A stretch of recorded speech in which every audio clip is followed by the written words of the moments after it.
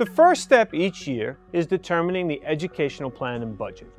The money that pays for the budget falls into two categories: taxes and revenue. Revenue includes all of the monies not raised from taxes. This can include state aid, pilots, rent or lease payments, tuition, and in some cases, transfers from reserve accounts. We typically think of revenue as cash because it's not a constant, reoccurring source of money.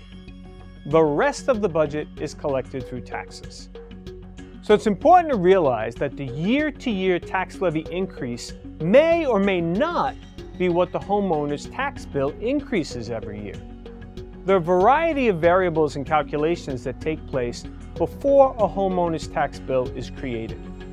As you can see from this chart, Mineola's tax levy has increased 2.47% over the last 5 years, for an average of 0.49% each year. But I know Mineola homeowners' taxes increased more than the tax levy. How can that be? Once the school district determines the tax levy and it's voter approved, we hand it to the Nassau County's assessor's office.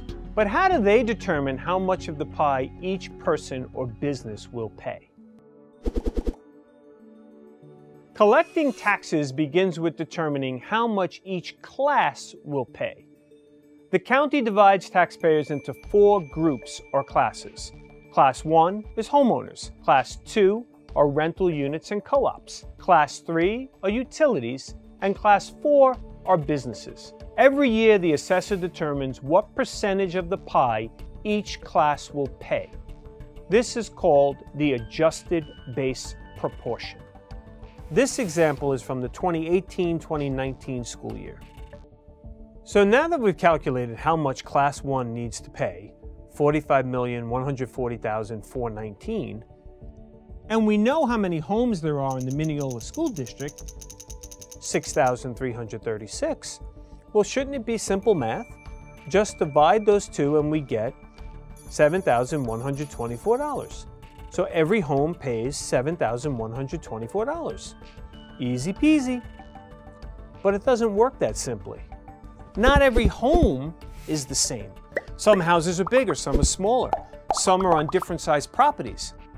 So how do we solve for the problem of homes being worth different amounts? Well, when you go to the grocery store, a gallon of milk will cost more than a quart of milk, but they both cost the same per ounce. This is their unit price. The unit price is then multiplied by the overall volume to get the total price. Well, in our case, the unit price is the tax rate. Once the county calculates the tax rate, it is then multiplied by your home's assessed value. And since property values equate to millions and millions of dollars, we use a simplified metric of $1,000 per assessed value. Thus, if your home's assessed value was $500,000, you would multiply the tax rate by 500. This is why all of the homes in the district pay a different amount, but all pay at the same rate. The county's website states, if your property's assessment grows faster than the average assessment of property in the same tax class and tax district, your share of the total tax bill will increase even if there's no change in the district's budget. But not every assessment increase will produce a higher tax. If the assessments of other properties grow faster than yours, your share of the tax burden will decline. So this is all very complicated, but in summary, New York State has a tax levy cap that limits the district's ability to raise taxes. We all strive to stay within those limits. As you can see, there isn't a correlation between the percentage increase of the tax levy and the percentage increase of your taxes.